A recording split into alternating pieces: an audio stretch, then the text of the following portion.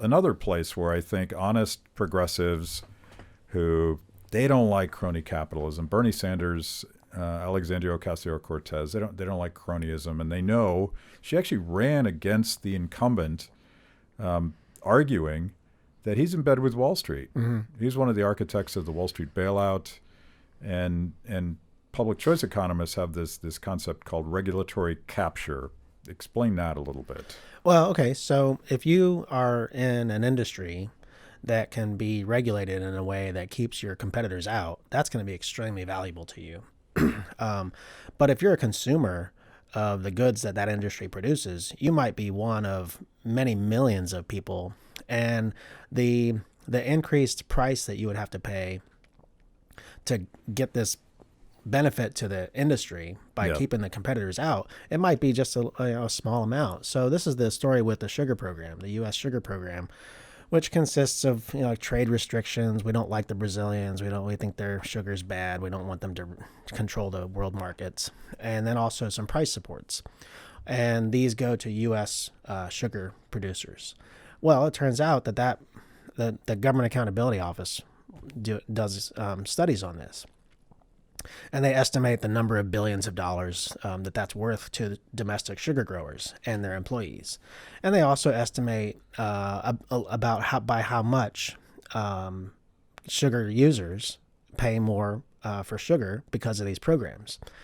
And it turns out that sugar users pay a lot more than what the benefit is to the sugar growers.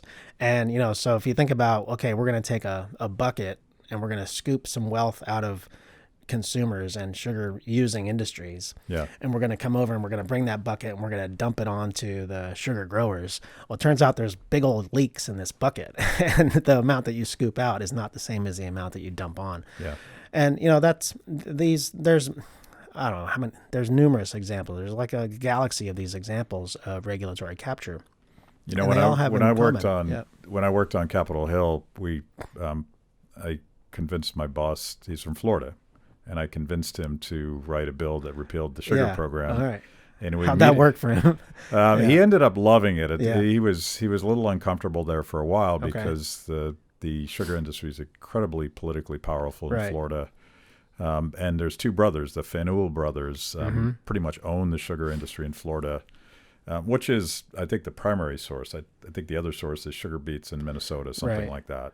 Maybe some in Hawaii, but I think they've pretty much that's not a big part of the market. Yeah. And there's some, I think, in the Mountain West. Yeah. And one of the first things that happened after my boss dropped this legislation is that the Republican Party has this annual dinner, and one of the Faneuil brothers, there's two of them, one of whom invests heavily in Republicans and the other one invests heavily in Democrats. Yeah, great. And he actually bought the seat so that he could sit next to my boss and try to convince him that this wasn't a thing. And unintentionally, the whole story we just told about sugar and the concentrated benefits of insiders rigging the system versus the dispersed costs of sugar consumers. That is a fundamental critique of any progressive aspiration to use a government program to fix something. Right. Or even to promote something that they think is a good idea. Yeah.